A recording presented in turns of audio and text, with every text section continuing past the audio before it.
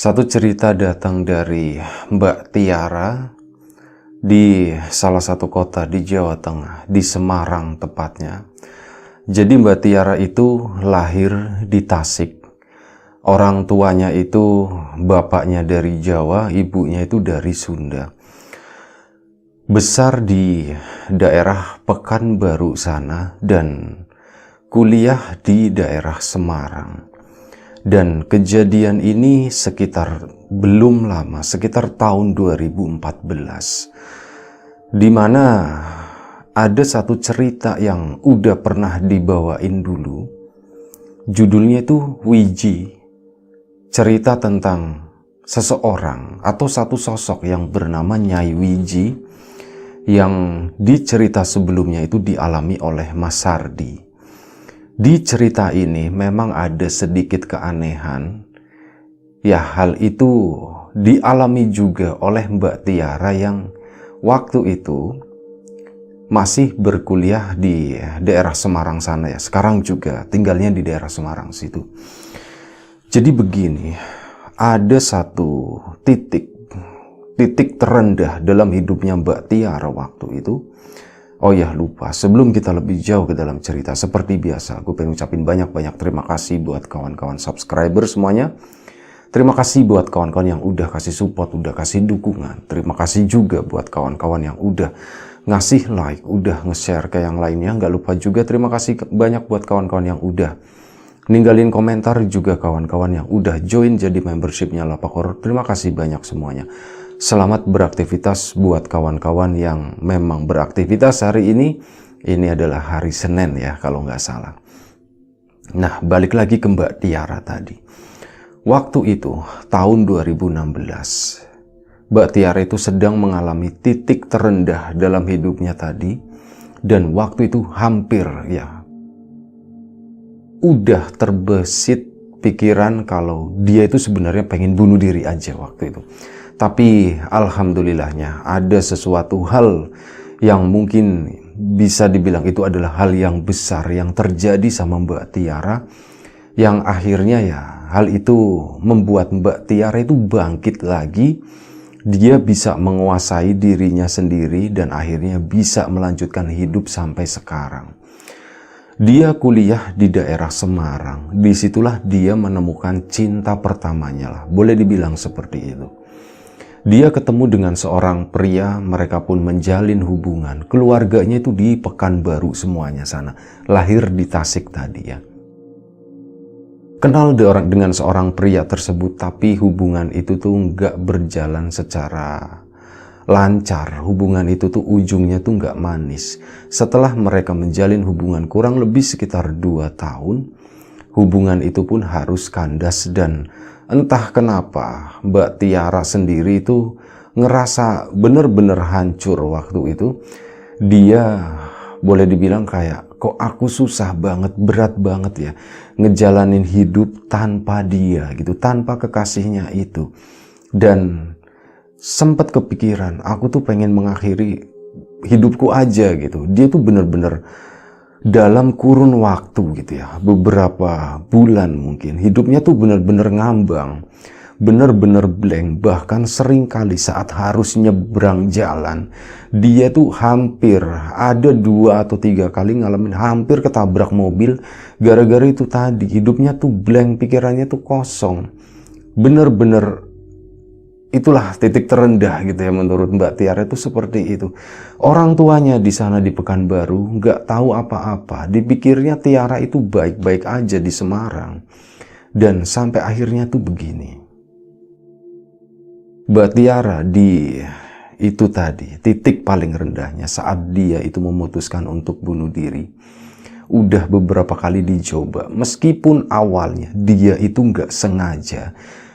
Dia nyebrang, mau ketabrak gitu ya, dan hal itu pun dilakuin secara sengaja. Akhirnya karena itu tadi, udahlah aku ditabrak mobil juga nggak apa-apa gitu, aku emang sengaja begitu ya. Tapi mungkin takdir itu berkata lain. Saat dia nyebrang kayak gitu, mobil yang mau nabrak itu pasti ngerem gitu ya. Jauh-jauh itu udah ngerem, malah diklaksonin kayak itu, malah dia jadi malu sendiri. berarti caranya tuh nggak seperti ini. Dia pun coba mengkonsumsi sesuatu gitu ya, dengan cara lain. Dia kalau harus beset-beset sesuatu kayaknya dia tuh nggak kuat. Makanya itu tadi dia dengan cara mengkonsumsi kayak itu sampai overdosis ya, efeknya juga ternyata nggak berhasil juga kayak gitu. Dan sampai akhirnya ini mungkin yang paling baik katanya. Bisa gag langsung, aku bisa langsung, udahlah kayak gitu ya. Dia pun memutuskan untuk gantung diri. Tapi begini,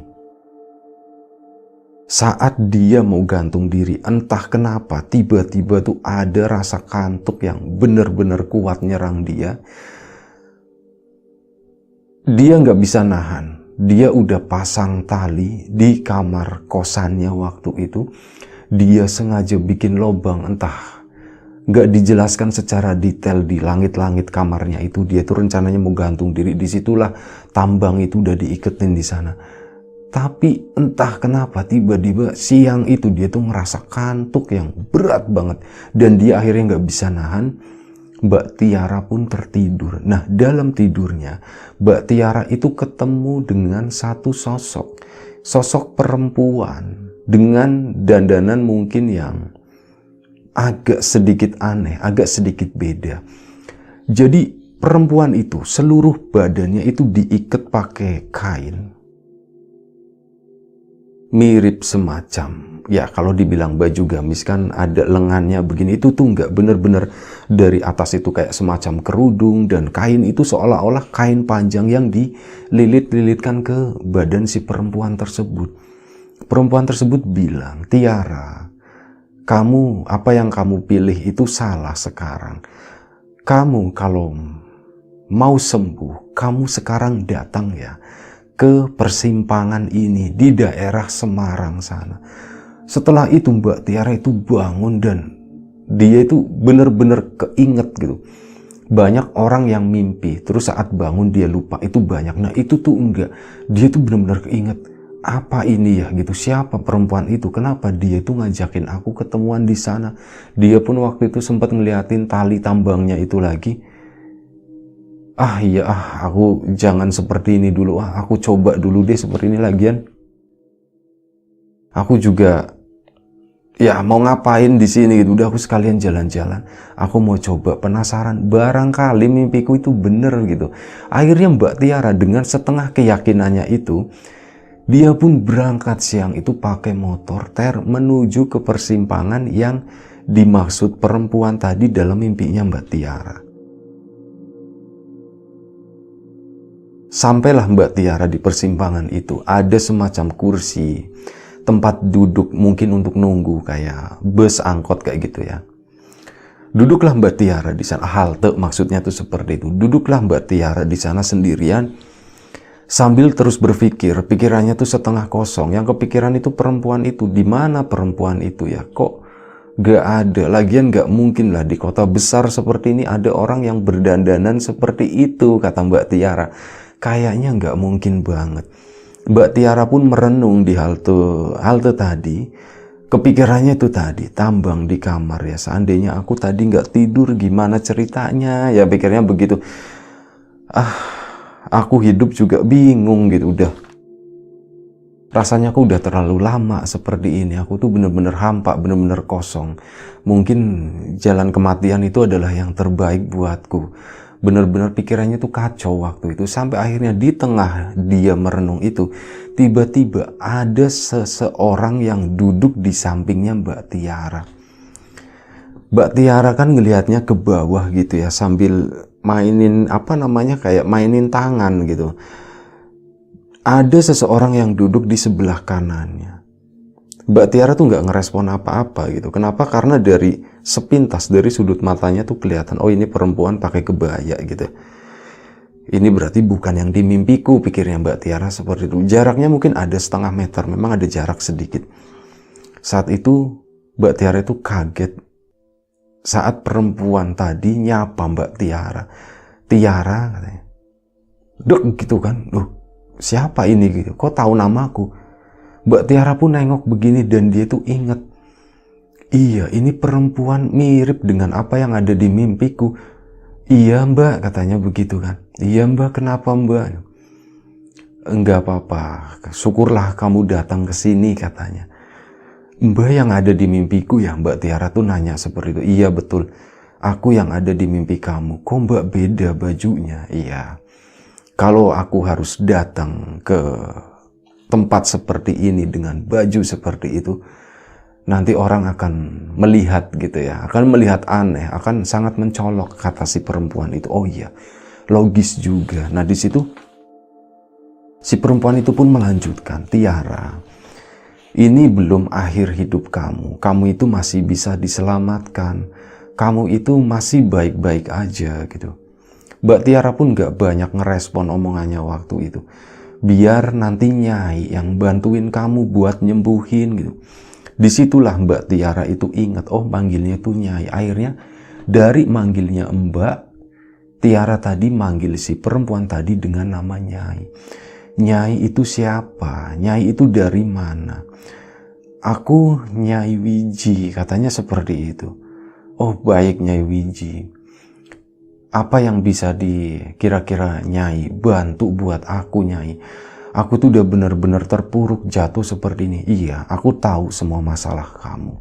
Dan hal itu udah nggak perlu dibahas lagi.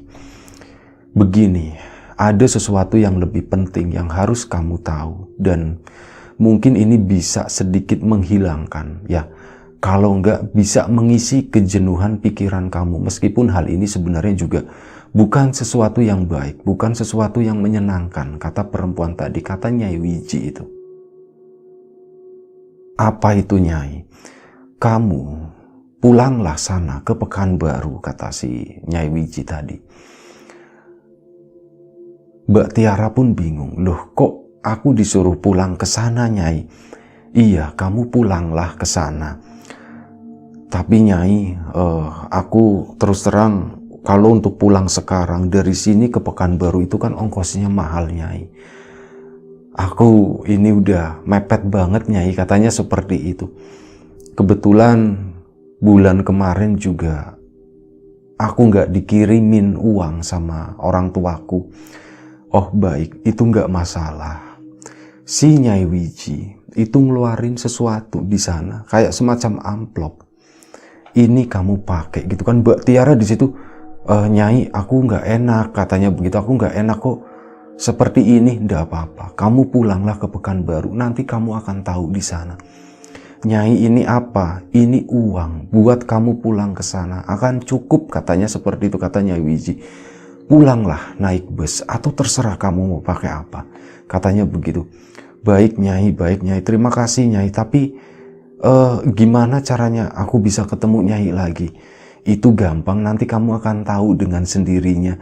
Baik Nyai, sekarang coba kamu hitung aja dulu, itu kira-kira cukup atau enggak.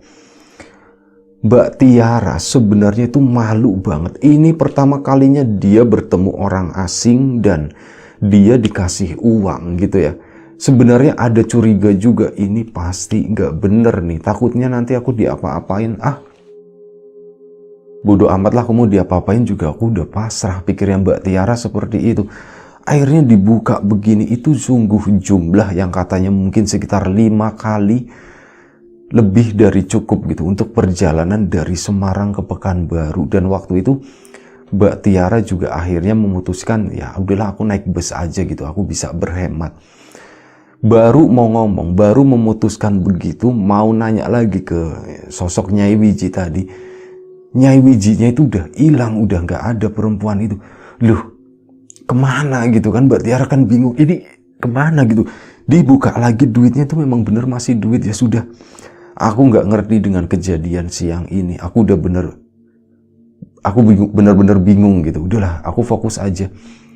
Mungkin ada sesuatu di Pekanbaru. Memang saat beberapa hari yang lalu telepon-teleponan sama bapaknya, kok rasanya ada sesuatu yang aneh gitu. Bapak kok kelihatan sedih, bapak kok kayak nggak bersemangat seperti itu. Udah, aku mau pulang aja ke sana. Akhirnya apa? Mbak Tiara pun memutuskan pulang dengan naik bus.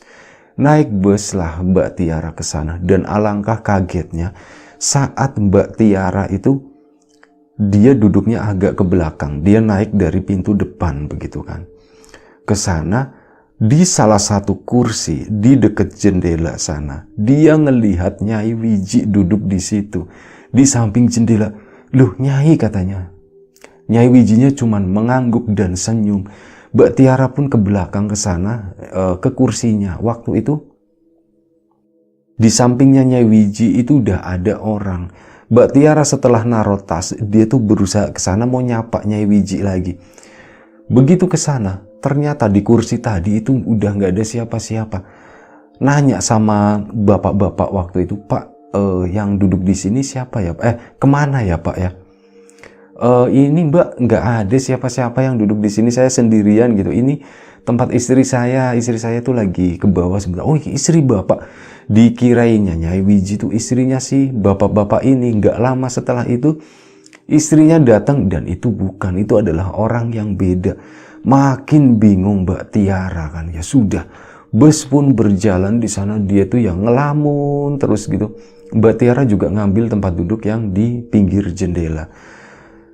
Siapa perempuan itu? Kenapa dia bisa datang dan pergi sesukanya? Bisa ngebantuin aku seperti ini dengan kondisi keuanganku yang memang udah habis begitu ya. Kok bisa ada orang seperti itu? Siapa dia sebenarnya? Yang bikin aneh adalah sosok tadi kok bisa datang ke dalam mimpiku gitu. Pikiran itulah yang terus menemani Mbak Tiara, boleh dibilang sampai ke Pekanbaru sana. Singkat cerita, sampailah Mbak Tiara itu di daerah Pekanbaru dan pulanglah dia ke rumah sana. Saat pulang disambut sama bapaknya. Loh Tiara, kamu pulang kok nggak ngabarin? Kata bapaknya. Iya Pak, aku pulang mendadak Pak. Kamu emang ada uang buat pulang ke sini? Ada Pak, aku ada tabungan, kata Mbak Tiara seperti itu. Oh baiklah kalau kayak gitu. Pak, ibu mana gitu? Bapaknya diam. Sini nak, sini masuk. Kesanalah masuk ke dalam rumah Mbak Tiara, dan di situ ngelihat ibunya tuh tergeletak dengan kondisi yang sangat menyedihkan. Ibunya itu udah kurus kering, matanya bukan melotot, matanya melek begini, tapi ya sendu. Dia kayak udah kosong, udah lemes begitu ya. Ditanya, ibu kenapa? Ibu kenapa? Si ibunya tadi sempat nengok begini. Tiara, katanya, Tiara kamu kapan pulang? Nah, aku baru aja Bu, aku baru aja sampai Bu. Ibu kenapa gitu. Iya, ibu sakit. Nah, udah lama ibu sakit. Nanya ke bapaknya, Pak, ibu kenapa? Pak, ibu kenapa kok bisa seperti ini? Iya, nggak tahu, ibu kamu itu udah sakit lama. Udah berapa lama Pak? Udah 3 bulan ini. Kenapa Bapak nggak pernah cerita? Ya, kamu di sana lagi belajar. Bapak nggak mau ngerusak mood kamu. Kamu jadi ya keganggu belajar kamu. Di situ Mbak Tiara itu ngerasa nyesek juga ya. Ya astagfirullahaladzim. Orang tuaku di sini mikirin aku terus gitu. Bahkan untuk seperti ini aja mereka berusaha menjaga perasaanku, sementara apa yang aku lakukan di sana? Aku udah ngiketin tambang, aku udah minum ini itu, aku udah coba nabrakin diri beberapa kali. Sungguh bodohnya aku, kata si Mbak Tiara tadi ini. Di situ langsung Mbak Tiara itu sujud gitu ya di kaki bapaknya. Pak, aku minta maaf Pak, aku minta maaf.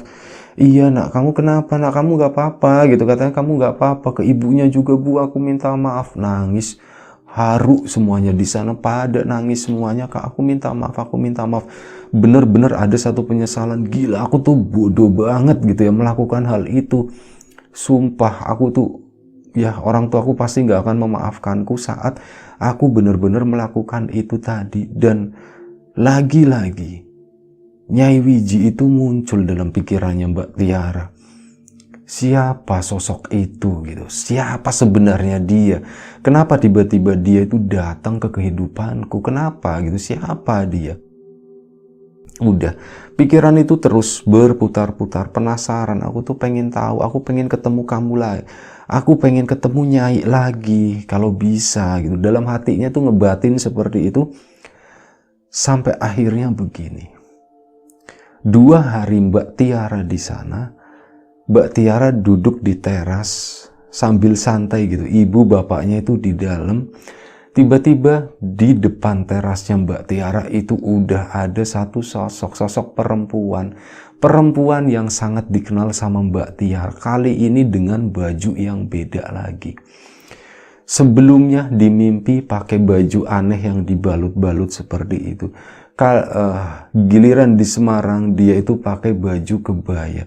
Sekarang inilah yang dipakai sama Nyai Wiji itu adalah baju yang pernah dilihatnya di mimpi. Kali ini warnanya aja yang beda. Sebelumnya saat di mimpi warnanya itu abu-abu. Kali ini muncul di Pekanbaru dengan warna biru waktu itu. Nyai Wiji pun datang ke sana senyum gitu ya. Nyai, Mbak Tiara itu senang banget. Alhamdulillah akhirnya ketemu, akhirnya Nyai ke sini gitu kan. Mbak Tiara pun lari ke sana, Nyai, dia cium tangan sama Nyai Wiji. Nyai, aku sampai di Pekanbaru, Nyai. Iya, kamu sampai di sini dan iya, Nyai juga tahu semua yang terjadi di sini. Iya, Nyai, silakan Nyai, silakan Nyai. Nyai Wiji pun dipersilakan. Waktu itu Nyai Wiji yang bilang, biar Nyai duduk di sini dulu ya Tiara. Iya Nyai, Nyai nggak mau masuk ke dalam rumah, sebentar dulu katanya. Biar Nyai duduk di sini dulu. Iya Nyai, akhirnya Nyai Wiji pun duduk di sana di teras dan ngobrol-ngobrol lah mereka. Mbak Tiara yang ngebuka omongan, Nyai, aku itu masih bingung dengan semua yang terjadi denganku Nyai. Dari mimpi, terus aku ketemu di Semarang, Nyai ngasih sesuatu hingga aku sampai di Pekanbaru. Aku ke rumah ini pun Nyai yang nyuruh. Nyai itu sebenarnya siapa? Nyai Wiji pun senyum doang dan dia nggak ngejawab apa-apa. Ya, mungkin agak susah buat kamu menerima hal ini, Tiara. Iya Nyai, tapi aku penasaran banget gitu. Udah, bukan masalah itu sekarang yang penting, kata Nyai Wiji tadi. Terus apalagi Nyai, ibu kamu lupa sama ibu kamu. Oh iya Nyai, gimana kabar ibu kamu? Ibu seperti itu Nyai gitu. Jadi itu alasannya Nyai nyuruh aku pulang. Iya, salah satunya itu dan ada alasan lain. Alasan lain itu apa Nyai? Baik, sekarang kalau boleh, kalau diperkenankan, Nyai ingin masuk ke dalam, ingin ketemu sama ibu kamu. Bilang seperti itu. Iya Nyai, silakan Nyai, silakan. Nyai Wiji pun ke sana, dianterin Mbak Tiara di depan jalan, Nyai Wiji di belakang situ. Bapaknya itu bingung. Tiara, siapa tamunya katanya. Dan waktu itu ngelihat tatapan bapaknya juga aneh, kok bajunya seperti itu gitu kan. Agak serem juga sih bapaknya Mbak Tiara waktu itu. Ini Pak, ini temanku, nanti ceritanya panjang Pak, nanti aku ceritain semua ya Pak. Iya. Ini namanya Nyai Wiji. Nyai Wiji mau ketemu sama ibu katanya. Oh ya, silakan Nyai, silakan. Nyai Wiji pun masuk ke sana, ibunya pun nengok begini, ibunya senyum doang gitu. Nyai Wiji pun senyum, diambilin kursi sama Mbak Tiara. Silakan Nyai. Nyai Wiji pun duduk di sana di samping ibunya. Ibu, gimana rasanya sekarang? Katanya. Oh ya, rasanya seperti ini aja. Nyai ini temannya, karena udah denger tadi ngobrol ya. Nyai ini temannya Tiara. Iya betul, saya tuh temannya Tiara yang secara kebetulan kami ketemu Bu. Dan Tiara bercerita banyak tentang ibu begitu. Oh begitu ya, tapi Tiara cerita ibu sakit atau enggak? Enggak katanya. Tiara waktu itu enggak tahu. Sambil Nyai Wijinya tuh lirak-lirikan sama Mbak Tiara. Seolah-olah ngasih kode, udah iyain aja begitu ya. Iya, Tiara enggak tahu, cuman ya sampai akhirnya Tiara pulang. Saya kebetulan mampir ke Pekanbaru. Saya mampir ke rumahnya Tiara ini dan Tiara cerita ibu lagi sakit, jadi saya ngejenguk ke sini. Oh iya, terima kasih udah merepotkan. Bu, ibu sendiri udah berapa lama sakit seperti ini? Sebenarnya udah agak sedikit lupa sih, mungkin sekitar 2 atau 3 bulan Nyai, katanya begitu. Nyai Wiji itu adalah sosok perempuan yang usianya mungkin sekitar 40 tahunan.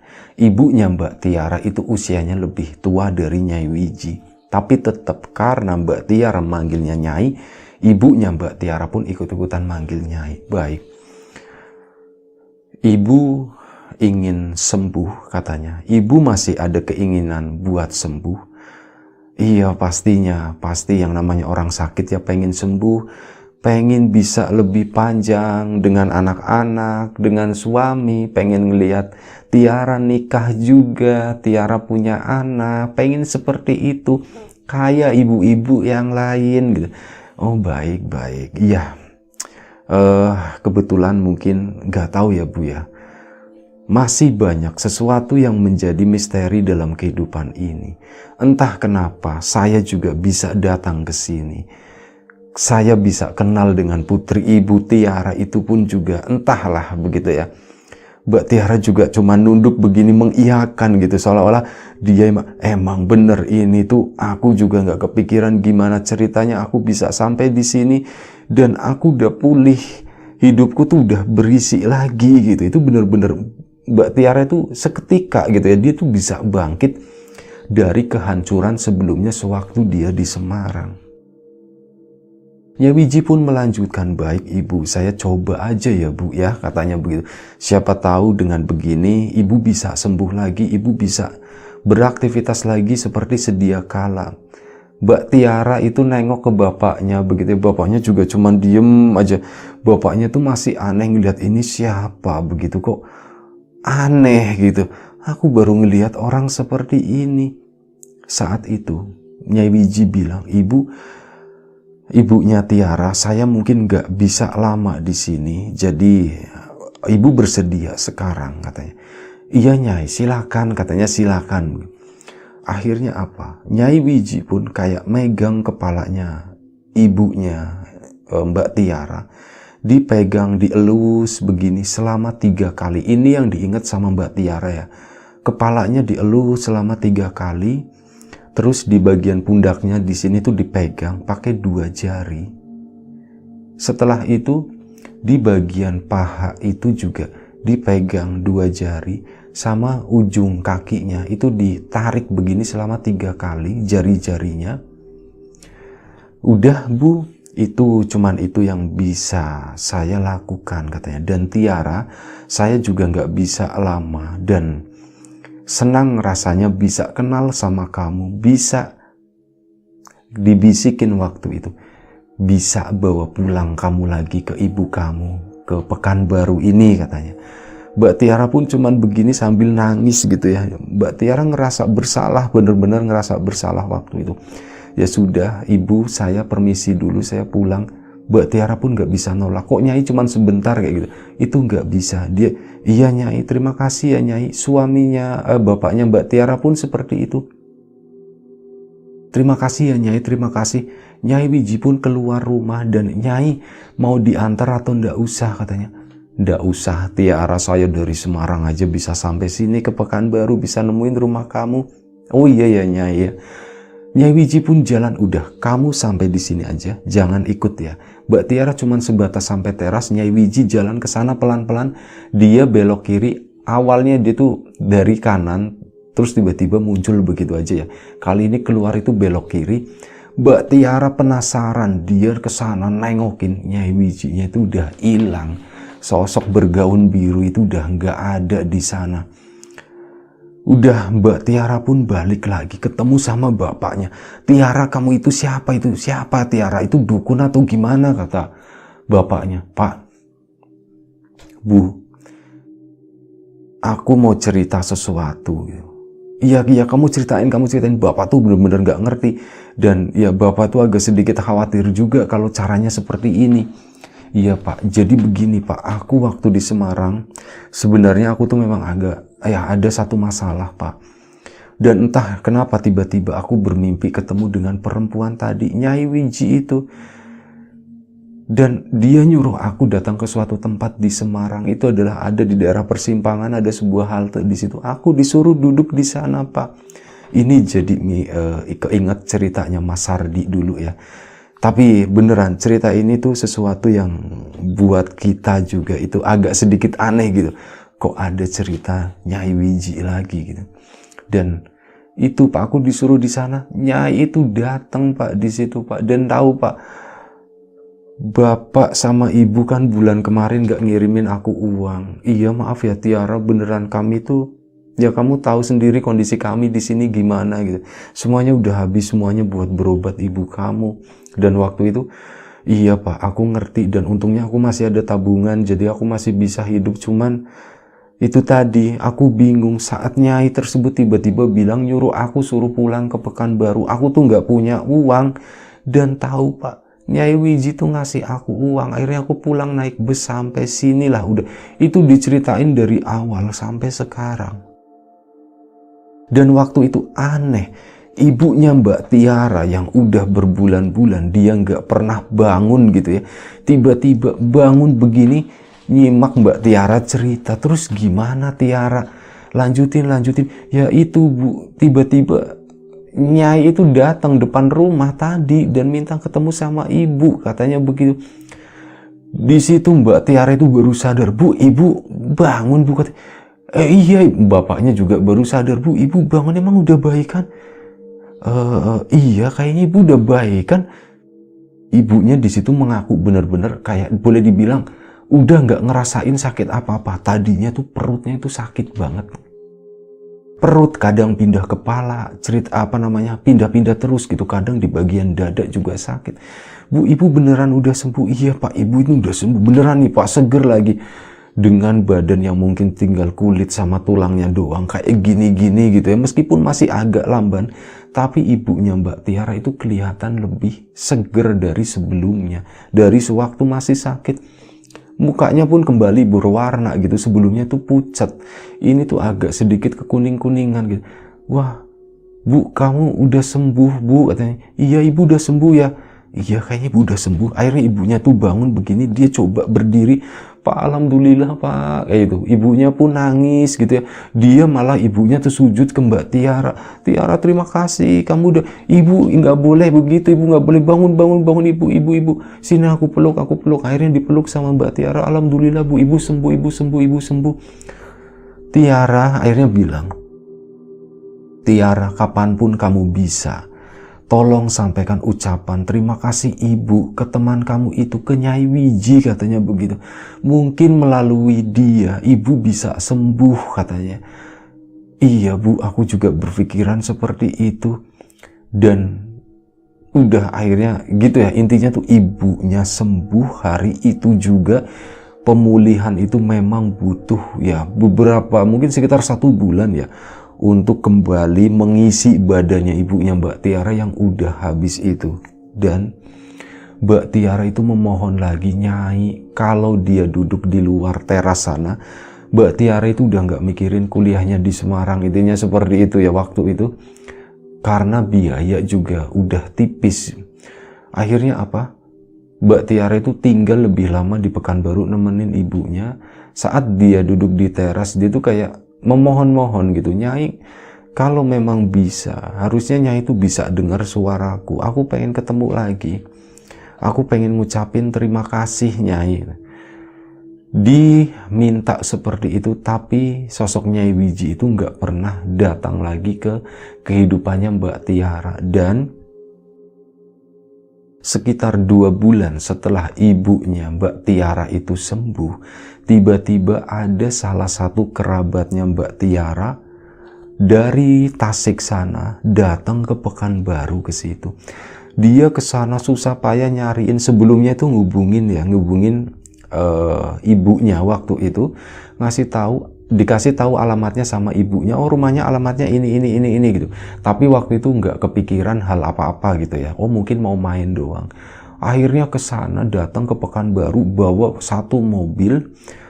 Saat sampai di Pekanbaru, beberapa orang keluar dari situ memastikan, oh ya ini rumahnya benar. Setelah itu ada orang yang dipapah begini. Itu adalah seorang perempuan juga, masih kerabat sama ibunya. Dan di sana dia itu menangis, mengakui meminta maaf sama ibunya. Aku minta maaf sama kamu, aku udah berbuat jahat sama kamu, sekarang itu balik ke aku. Dari situ keluarganya Mbak Tiara pun akhirnya ngerti, oh ternyata ibu sakit itu nggak wajar karena diguna-guna. Dan Alhamdulillah Nyai Wiji itu datang menyembuhkan begitu. Ya sudah, akhirnya setelah itu dimaafkan semuanya. Hari itu juga masih di Pekanbaru, orang yang sakit itu sembuh gitu. Sembuh, dan lagi-lagi dia itu sujud, terima kasih aku udah sembuh gitu. Akhirnya ya udah banyak tangisan kayak gitu. Akhirnya apa? Setelah semuanya normal, ini yang dari Tasik keluarga udah balik, Mbak Tiara pun bilang, "Bu, aku kayaknya nggak akan ngelanjutin kuliah di Semarang, Bu," katanya begitu. "Kalau kamu nggak ngelanjutin nanti gimana? Kamu nggak sayang dengan kuliah kamu?" "Enggak, aku nggak sayang, Bu," gitu. Yang namanya nyari rezeki, nyari duit, ya itu bisa dengan cara apapun, Bu. Dan aku nggak mau ngeberatin kehidupan ibu. Dan mulai hari itu, Mbak Tiara memutuskan untuk bekerja, mencari kerja dengan ijazah seadanya. Dan alhamdulillahnya Mbak Tiara itu intinya mendapatkan kerja ya, sampai akhirnya sekarang Mbak Tiara itu punya beberapa outlet baju di daerah Pekanbaru sana. Dan Mbak Tiara sekarang juga udah menikah, punya suami yang lebih baik. Dan di acara pernikahannya Mbak Tiara, itulah saat Mbak Tiara secara sepintas ngelihat Nyai Wiji dari kejauhan pakai baju abu-abu lagi seperti yang ada di dalam mimpi. Dia berdiri di kejauhan, Mbak Tiara mau nyamperin, dia udah berjalan. Karena pakai baju pengantin agak ribet, dia nunduk ke bawah. Saat ngelihat ke depan lagi, Nyai Wijinya udah hilang. Dan sampai sekarang Nyai Wiji itu, sampai cerita ini di-share ke lapak horor, Nyai Wiji itu udah nggak pernah kelihatan lagi. Ya, kurang lebih seperti itu cerita dari Mbak Tiara. Terima kasih banyak udah membagikan cerita ini gitu ya. Jadi udah ada cerita tentang Nyai Wiji itu udah ada 3 cerita. Dari Mas Sardi 2, dari Mbak Tiara 1. Terima kasih banyak, mohon maaf kalau misalnya ada sesuatu yang nggak berkenan di mata, di hati, di telinga kawan-kawan semuanya, mohon dimaafkan. Buat Nyai Wiji juga barangkali mendengar ini, mohon maaf karena nggak minta izin dulu membagikan cerita ini. Terima kasih banyak. Siapapun itu, semoga kita selalu diberi kemudahan dalam hal apapun, termasuk kemudahan dalam hal rezeki. Siapapun sekarang yang lagi sakit, semoga segera diberi kesembuhan. Siapapun sekarang yang masih sehat, semoga tetap dijaga kesehatannya. Sekali lagi terima kasih banyak. Sekali lagi mohon maaf sebesar-besarnya, jaga kesehatan kawan-kawan semuanya. Assalamualaikum warahmatullahi wabarakatuh.